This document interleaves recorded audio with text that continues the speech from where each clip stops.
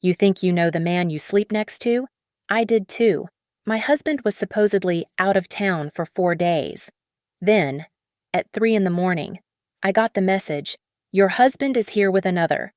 They sent proof. They forgot who I was before I married him. I didn't throw the phone. I sent his boss the photos. My name is Eliza, and I am 38 years old. The silence in our house in Cherry Creek was absolute, the kind of expensive, minimalist quiet that costs a fortune to engineer. It was 3 in the morning, and the only light came from the blue glow of my phone, a rectangle of poison in my hand. I stared at the photo. Grant, my husband, laughing in a hot tub, snow dusting the mountain peaks behind him. A blonde woman, gleaming and slick, was wrapped around him. I didn't recognize her, but I recognized the look on his face. It was his closer look, the one he used on billion-dollar clients, a pantomime of charm that I'd seen him deploy 100 times. The message beneath it, "He's not in Austin, he's in Vail."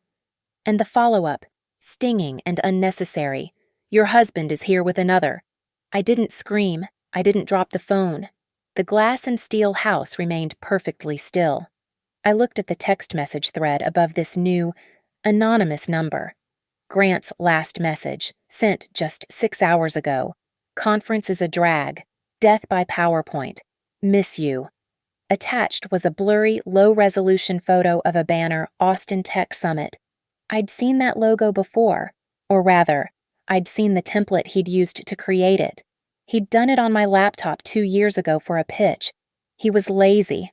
The lie wasn't just the woman. That was the simple animal part of the betrayal. The real lie, the calculated one, was the location. Why Vail? Why lie about Austin to me? And apparently, to everyone else I thought back. I saw myself, sharp and hungry in my 20s, a rising star at one of the Big Four accounting firms. I was the one who could find a decimal point error in a 40-page filing. I was the one they put on the impossible audits. Then I met Grant. I saw his ambition. I helped him. I wrote the business plan that got him his interview at Aurelian Global Strategies, AGS, a private security contractor that swam in the deep end of the government pool. And when he got the job, when his career took off, I retired. I became the supportive wife, the hostess, the asset. I traded my spreadsheets for his success. I walked into the kitchen, the Italian marble cool beneath my bare feet, and set the phone on the counter. I opened my laptop. The click of the hinge was the loudest sound in the house. My calm was unnatural, almost arctic. This wasn't a wife discovering an affair. This was an investigator opening a new case file. I logged into our joint bank accounts. Nothing. Clean. No unusual charges. No sudden withdrawals. Grant was meticulous. He was good at covering his tracks because I was the one who had taught him how. My phone buzzed again on the countertop. Another message from the same unknown number. I expected more photos, more insults. It was just one line. "He's not just lying to you, he's lying to everyone. Check the Patriot contract." I froze. The blood drained from my face, leaving my skin feeling tight. The Patriot contract.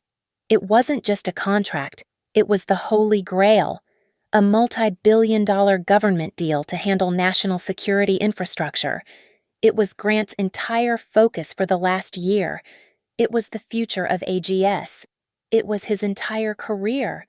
My eyes drifted to the corner of the kitchen, where our old sheepdog, Buster, was sleeping. I walked over and stroked his head. He didn't wake up.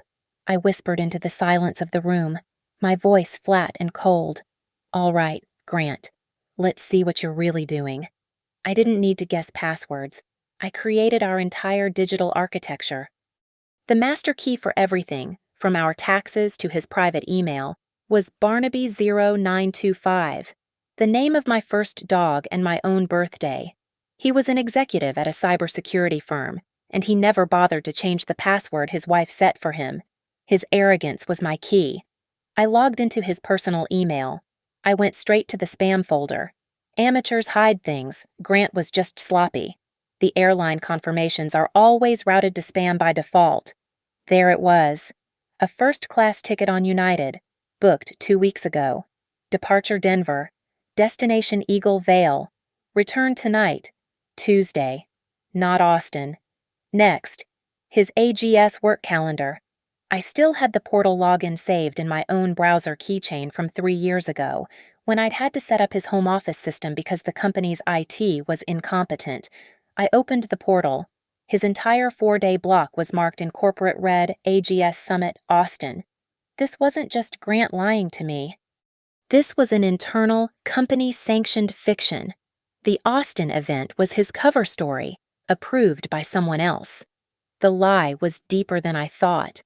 Now, the money. He had his own American Express Platinum, the one he thought I didn't know about. I'd found the new card member packet in his golf bag over a year ago and memorized the number. I set up an online account monitoring it that same day, just in case. I logged in. The charges were staggering. 4 nights at the Arabelle at Vale Square, thousands of dollars in room service, minibar charges, and restaurant tabs at La Tour. And then, a single charge from 2 days ago. Vale Fine Jewelers. $12,000. My heart was a cold, hard knot, but my hands were perfectly steady. I pulled up the Find My application on my laptop. I bought him that Apple Watch for his birthday last year. He'd kissed me and said he loved it. He was wearing it right now. A small green dot pinged on the map, precise and damning. He wasn't just in Vale. He was at the Arabelle, right now, in that room. I had the affair. I had the financial infidelity. But the anonymous message said, Patriot contract. That was the part that mattered. I opened our shared cloud storage, the one we supposedly used for house blueprints and tax returns. I ran a simple command line search for hidden files, a trick I'd used 100 times on audits. A single, grayed-out folder appeared. The name was Drafts. My breath hitched. I clicked it. It wasn't love letters. It wasn't more pictures of the blonde. It was documents, dozens of them, all variations of the same title. Preliminary Risk Assessment, Patriot Contract. I opened the most recent one. My eyes scanned the technical jargon, the risk percentages, the government compliance codes. This wasn't a document Grant should be reading. This was a high-level, internal use-only file, but he wasn't just reading it. I opened the second most recent file and ran a comparison. He was editing it. He was actively changing risk parameters, lowering vulnerability scores, altering compliance data. He was faking the report. I pulled up the file's metadata. My old forensic accounting skills kicked in. Automatic as breathing. Last modified 3 hours ago. Modified by G. Kincaid. Originating IP address 172.58.112.4. I ran the IP through a public locator. The Arabelle at Vale Square, a Vistana signature resort. I sat back. The coffee I'd made hours ago now cold and bitter. This wasn't a romantic getaway. The conference was a secret, illegal work meeting. The $12,000 charge from the jeweler wasn't a gift for a mistress. It was a bribe. Grant wasn't just cheating on me. He was in Vale, in a luxury hotel, actively committing a federal crime, and using the company's own Austin Summit lie as his cover. My focus snapped back to the phone, to the first photo. The blonde. The woman was the key. Grant wasn't just working on the Patriot contract in Vale. He was with her. She was part of it. I saved the image, cropped her face, and ran it through a reverse image search. Nothing. I tried a few social media crawlers. Nothing.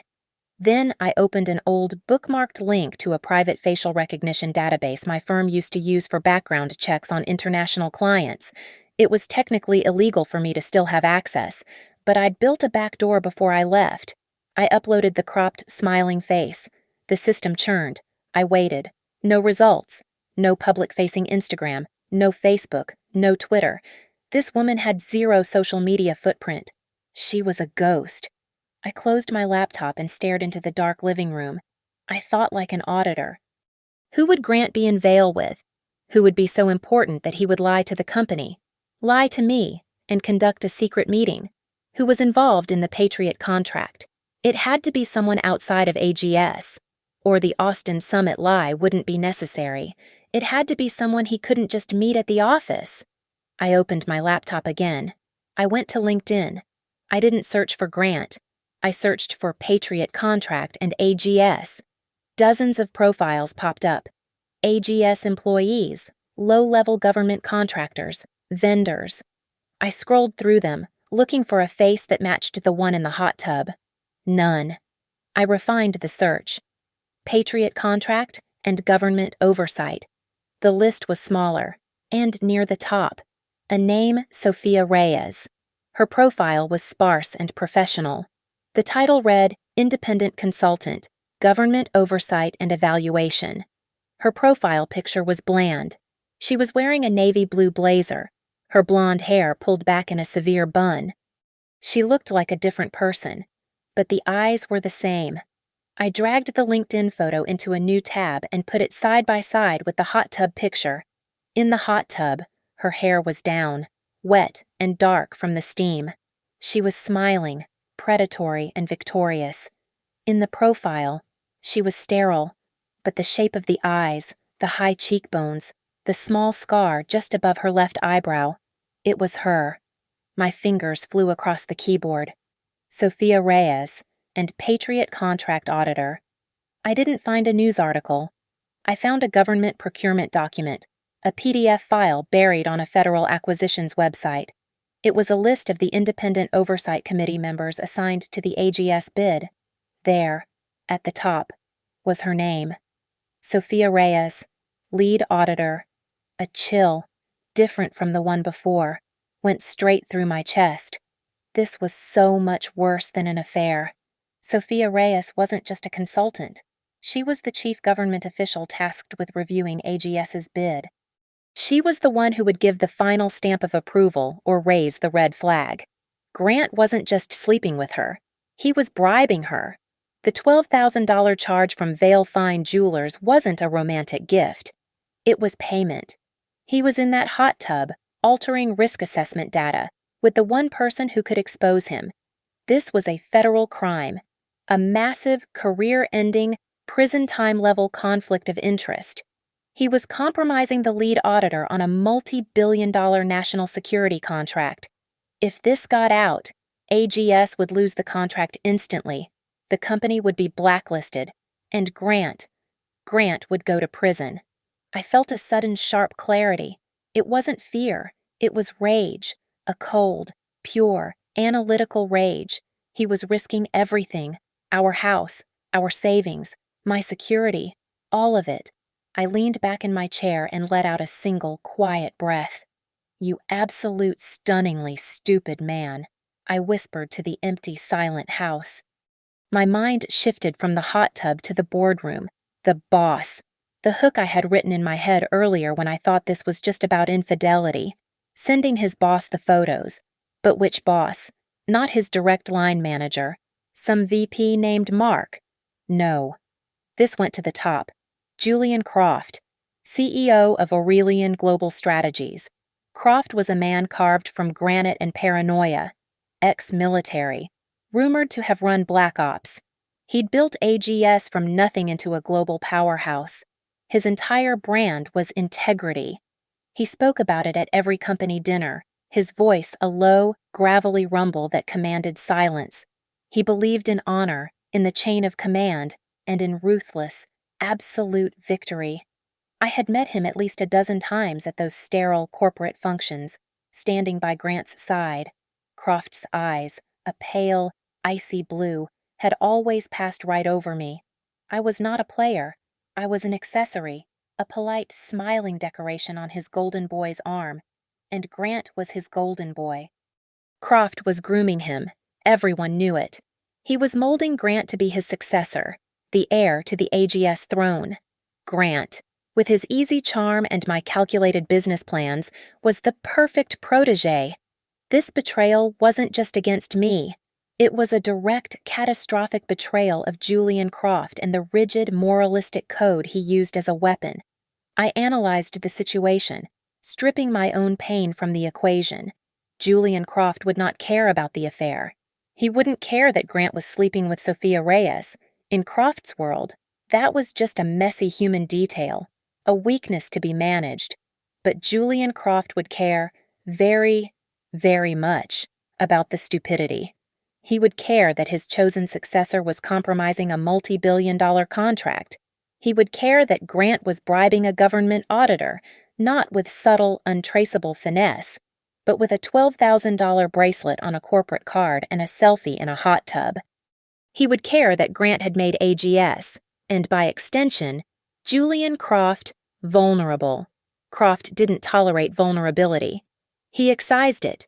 And then, a new thought, colder and sharper than the anger, cut through me. If Grant was caught by the federal government, not by Croft, but by the real authorities, what would happen? An investigation. A federal investigation.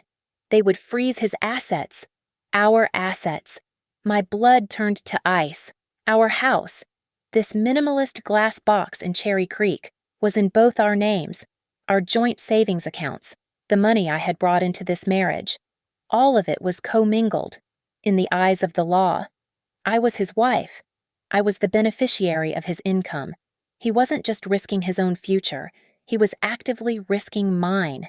He was gambling with my home, my security, my entire life, all for a bribe and a blonde. The objective changed. The entire mission of the night pivoted on that single, terrifying thought. This was no longer about exposing an affair. This was not about revenge. Not really. Revenge was an emotional indulgence I could not afford. This was self-preservation. This was a tactical extraction. Grant was a sinking ship, rotten through with his own ego, and I had to detach myself from the wreckage before he dragged me down to the bottom with him. I had to get out, and I had to get out clean. The sun rose over Denver, painting the glass walls of our house in sterile shades of gold and gray. It was Wednesday, Grant's last day in Austin. I did not sleep. I worked. My first step was to build a fortress. I set up a new, encrypted cloud server, bouncing the signal through proxies in Estonia and Singapore. This would be my digital vault, untraceable to me, inaccessible to him. Then, meticulously, I began to populate it with the evidence of his new life, like a biologist pinning a specimen to a board. I uploaded the high-resolution scan of his first-class e-ticket to Eagle Vale. I uploaded the confirmation for his 4-night stay at the Arabelle. I uploaded the screenshot of his official AGS work calendar with the red block marked Austin Summit glowing like a lie. I uploaded the American Express statement, every charge itemized the thousands in champagne and steak, and the single glaring charge for $12,000 at Vale Fine Jewelers. I labeled that file bribe. Then, I moved to the core of the fraud. I uploaded the different versions of the preliminary risk assessment document. I ran a file comparison, the kind I used to do for SEC audits, which produced a clean, color-coded report showing every line he had altered, the timestamps, the risk percentages he'd fraudulently lowered. I attached the metadata trace, linking the edits directly to the hotel's IP address. Finally, I created a file titled The Auditor. On one side, I placed the professional, severe LinkedIn portrait of Sophia Reyes, government-approved consultant. On the other side, I pasted the grainy, damning photo from the hot tub, her arm around my husband's neck, her eyes shining with triumphant greed. I didn't need to add a caption. I had the case. It was clean, brutal, and complete. It would be enough to destroy him at AGS. But something was still bothering me. The lie was too big, too reckless.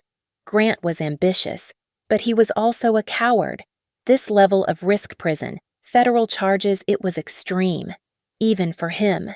I went back to his personal email, the one I'd already plundered. I dug past the spam folder, past the airline confirmations, into the archived folders he thought were secure, and I found it. It wasn't a love letter. It was a digital welcome packet from Cayman National Bank, dated 3 months ago. My heart didn't stop. It just turned to a cold, heavy stone. I didn't have the password for this new account, but I didn't need it. I was still a forensic accountant. I went back to our joint accounts, the ones he paid the mortgage from. I ran a search for all wire transfers under $10,000 for the past 90 days. He was a terrible criminal. He was structuring. He'd been sending transfers $8,000 here, $5,500 there, all to the same international routing number. He thought that by keeping the transfers small, he'd avoid the federal reporting level triggers. He was a fool. I did the math. In the last 3 months, he had siphoned off $500,000. Our money, my money. He was building an exit ramp. I sat back, the coffee in my mug a forgotten, cold sludge. This wasn't just about winning the Patriot contract. This was never about us moving up. He wasn't just planning a corporate coup. He was planning an escape. He was building a new life, one funded by our assets and his fraud. And it was a life that clearly included Sophia Reyes. That was the final, coldest shock. He had no intention of coming back, even if he'd succeeded. He was never coming home to me. I wasn't a wife to him anymore. I was just the last, largest liability he had yet to liquidate. I had a complete case, but it was all external. To make it stick with Julian Croft, I couldn't just be the angry, spurned wife. That was a weak position. I needed to be a concerned third party, a friend of the company. I needed someone on the inside. My mind immediately went to David Foster. David was a junior analyst in Grant's division, brilliant, young, and drowning in student debt. Grant treated him terribly. He called him the kid in meetings, publicly dismissed his ideas, and then, as I'd seen at a Christmas party, presented David's models as his own. Grant kept him around because David was smart enough to do the work and too cowed to challenge him. I had David's personal cell number from that same Christmas party. He'd given it to me after I complimented his risk modeling, and I'd saved it. I'd felt a twinge of pity for him then. Now, he was a strategic asset. I used a burner app to make the call. He picked up on the third ring, his voice wary. "Hello." "David. This is Eliza Kincaid, Grant's wife. I'm so sorry to bother you at home, but I'm in a very difficult situation." I pitched my voice low, injecting a slight, controlled tremble. The worried wife. "Mrs. Kincaid, is everything okay? Is Grant all right?" "That's just it. I don't know. He's supposed to be in Austin at the summit, but... David, he's in Vail. I know he's in Vail, but he's not answering his phone, and I'm getting terrified. I know he's been working so hard on the Patriot contract, and I don't know who else to call." There was a long, heavy silence on the other end. I could hear him processing the lie. He was an insider. He knew about the Austin summit. "Mrs. Kincaid," he said, his voice dropping. "The Patriot contract it's classified. And, I'm sorry, but Grant is definitely in Austin. We all saw him off. He's at the summit. David, I'm looking at his hotel folio right now, the Arabelle, in Vail. He lied to you. He's lying to the entire company." Another pause. Longer this time. I heard a muffled sound, like he'd covered the phone. When he spoke again, the professional politeness was gone, replaced by a thin, bitter anger. "He took my model," he said, the words rushing out. "My risk exposure model for the quarterly review. He told me Croft wanted to see it, and then he presented it as his. He told Croft it was his work. He got a bonus. There it was. The grievance. The hook. I had him. He's using you. David," I said, my voice hardening, shedding the worried wife act. "He's using you, and he's using the company." "What do you mean?" "I need you to be at your computer." "Can you do that? Can you log into the AGS server right now?" I'm at my desk. Yes. But why? Check the project directory for the Patriot contract. Look for a hidden folder. It's probably called Drafts or Archive. I heard him typing, the frantic click-clack of the keys.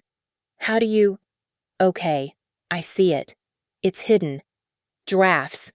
But it's empty on my end." "It's not empty. It's just restricted. Look at the access log. Check the metadata. Who was the last person to access that directory? More typing. Then a sharp intake of breath. Oh my God. The last access was... It wasn't from our network. It's an external IP. It's masked. But it's live. Someone is accessing the audit files right now. I closed my eyes. It's Grant. David. Why this is. This is a federal firewall violation. He could bring down the whole company. He could go to jail. He's not just accessing them. David. He's in Vail, right now, with the lead government auditor, and they are changing the documents. He's committing fraud. I let that sink in. I let him feel the full weight of the illegality, the sheer terror of it. He's selling out the company, I said, my voice cold and precise. And when it all blows up, David, when Julian Croft comes looking for the person who built the models and the person who was logged in last, who do you think he's going to blame? The silence on the other end was absolute. He understood. Grant wasn't just a bad boss. He was a liability who would burn his own subordinates to create a distraction. What do you need me to do? David asked. I had my ally. It was Wednesday, the day of his return. The house was no longer a home. It was a stage, and I was setting it for the final act. My phone buzzed on the counter around 4 p.m. A text from Grant. Flight delayed. Be home late. Don't wait up. My fingers moved with a life of their own, typing out the lie. It's okay. I'll be up. Love you. The nausea that rose in my throat as I pressed send was sharp and acidic. The word love felt like a piece of glass in my mouth. I had already made my most important call. At 9 a.m., I had contacted Naomi Trent. Naomi wasn't just a divorce lawyer, she was a corporate executioner, the person you hired when you needed to surgically remove a spouse from a balance sheet. I paid her $5,000 retainer over the phone. I didn't open with infidelity. I opened with securities fraud. Naomi, this is Eliza Kincaid. My husband is Grant Kincaid of AGS. I am filing for divorce, but more importantly, I have uncovered evidence that he is actively defrauding the company and the federal government. I laid out the Cayman account, the wire transfers, the bribe to Sophia Reyes. Naomi was silent on the other end, but I could hear the faint scratching of her pen. Eliza, she finally said, her voice a dry, expensive rasp. You must assume he will wipe every server and delete every email the second he suspects you know. Your digital evidence is excellent, but it can disappear. You must have a physical, tangible case. Can you do that? Yes, I said.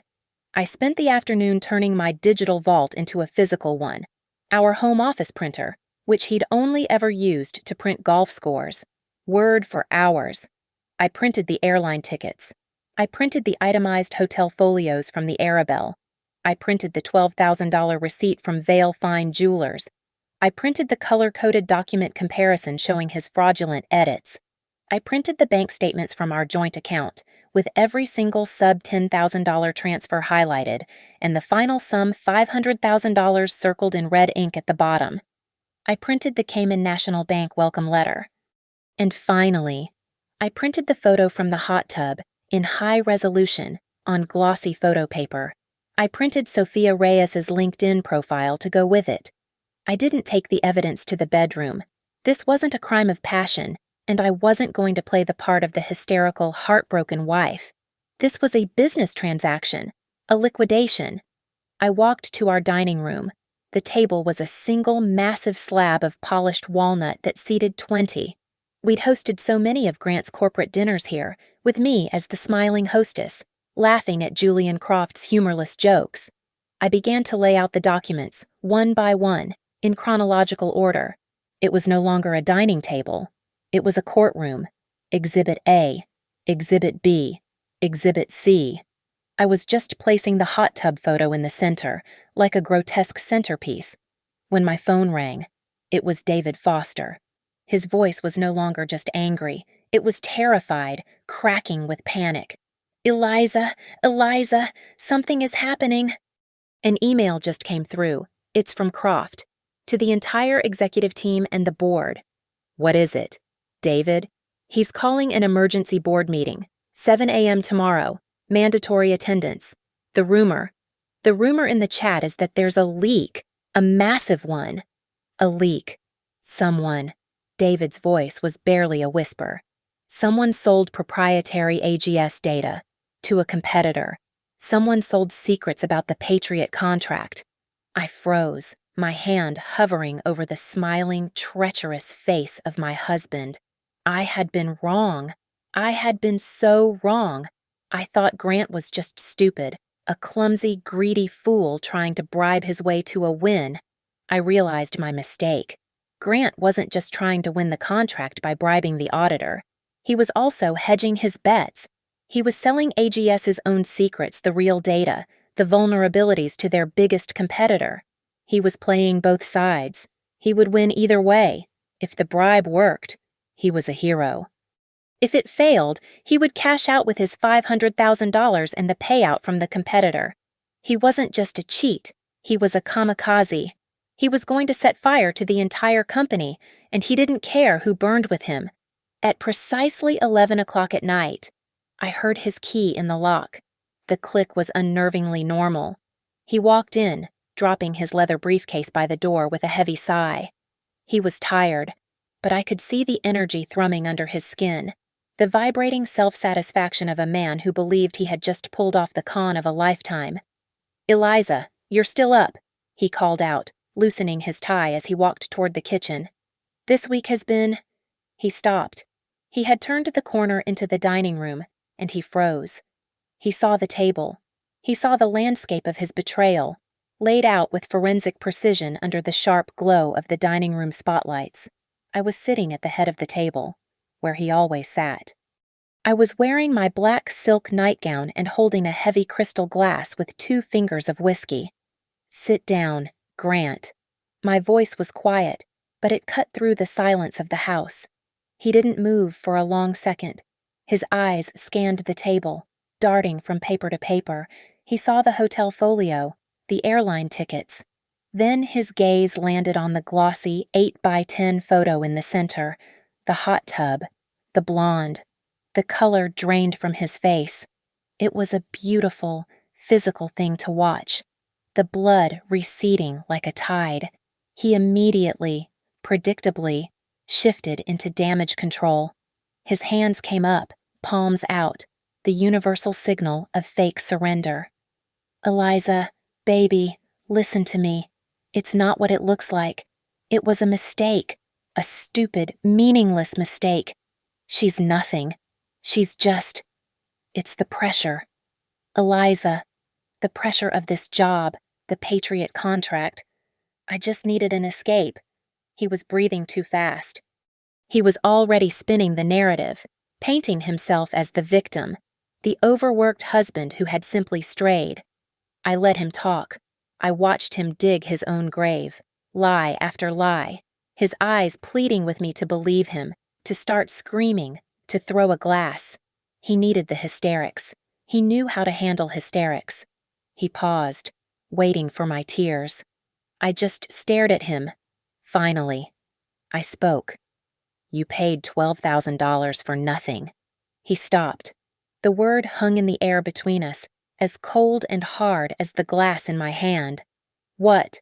The jeweler, in Vale, $12,000. That's an expensive mistake." Grant's face shifted from counterfeit regret to genuine shock. How do you know that what is this?"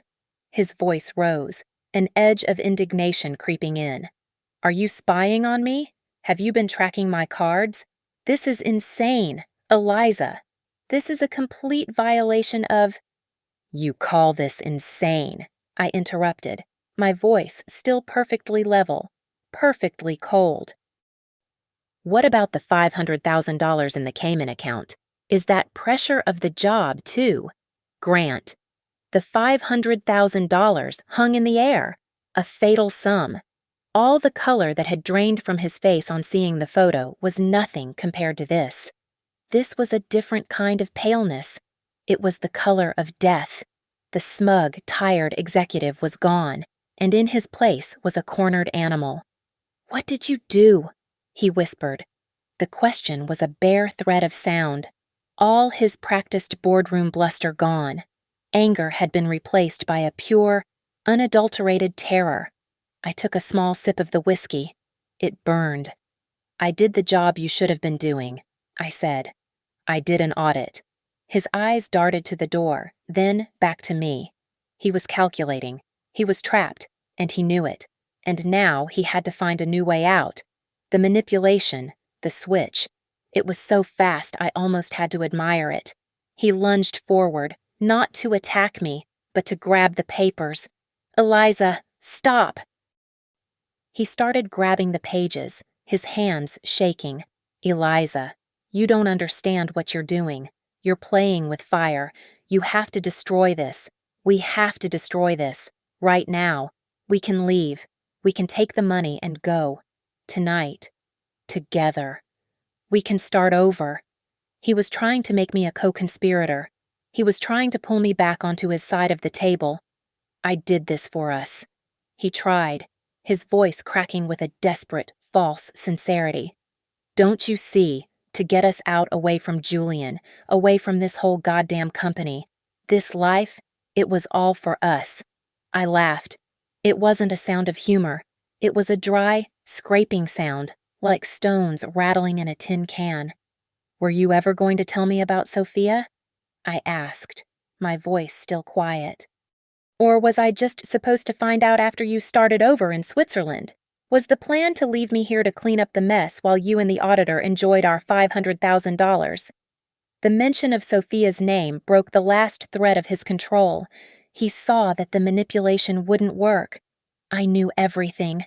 He was completely, irrevocably cornered. And he changed. The fear didn't vanish. It simply turned septic. It became venom. He straightened up, his face contorting into a mask of pure, unadulterated rage. He was no longer the frightened husband. He was dangerous. "You're so naive," he hissed, the whisper more menacing than a shout. "You're so wrapped up in your little spreadsheets and your moral victories, you don't even see the board." He took a step toward me. I didn't flinch. "You think you can just hand this over? You think Julian Croft will thank you?" He laughed, a real, ugly laugh this time. "He'll bury both of us." "He cannot let a scandal like this, a federal investigation into the Patriot contract, get out. It would ruin him. He will destroy you. Eliza, just for knowing it. He'll say you were in on it." He was breathing hard, his eyes wide, convinced of his own logic. He was playing his last card. "If I go down, you go down," he said, jabbing a finger at me. "You're my wife. In the eyes of the law, you are complicit in everything I do. You benefit from my income. Your money is my money, and my fraud is your fraud. This house, your savings, all of it, it's gone." He smiled, a terrible, triumphant sneer. He believed he'd won. He believed he had just declared mutually assured destruction. "Congratulations, Eliza," he spat. "You just destroyed yourself." I stared at him, at this panicked, dangerous stranger who was wearing my husband's face. His fear was so tangible it was almost a smell in the room. He had just played his last card, mutually assured destruction, and he was watching my face, desperate to see it work. It was a bad card. "You're right," I said, my voice quiet. "Julian will never let a scandal like this tarnish him." I saw the tension in his shoulders release, just slightly, a flicker of relief in his terrified eyes. He thought I understood. He thought I was finally scared enough to be controlled. "Exactly," he said, taking a step back, trying to reclaim his composure. "Exactly. So, we get rid of this. We wipe it. Together. That's why he'll want to cut out the tumor immediately," I said, cutting him off. His face faltered. "What?" I reached down beside my chair, where my laptop had been sleeping. I lifted it and placed it on the walnut table, next to the whiskey glass. I opened it. The screen glowed. On it was a new email, fully drafted. He leaned in, his eyes wide, trying to read it. To Julian, Croft Aurelian GS. Com, CC Board, Members Aurelian GS. Com, Naomi, Trent Law. Com. Subject evidence, Patriot contract violation and internal fraud, Grant Kincaid. The body of the email was simple, professional, and devastating. Mr. Croft, as a stakeholder concerned for the integrity of AGS, I am attaching documentation of my husband's criminal activities. I have retained counsel to protect my own assets from his actions and to ensure my separation from this matter. Everything is attached. He saw his name. He saw Julian's name. He saw board members. He saw criminal activities. "Eliza, don't!" he roared, finally lunging, his body crossing the space between us. He was not the charming executive anymore. He was a desperate animal. "You're destroying everything. You're destroying us." His hand swiped for the laptop, but I was faster. I looked him directly in the eye, my finger hovering over the trackpad. His face was a mask of terror, frozen a foot from mine. "You destroyed us in Vale," I said. "I'm just cleaning up the mess." I clicked. The soft whoosh of the email being sent was the only sound in the room.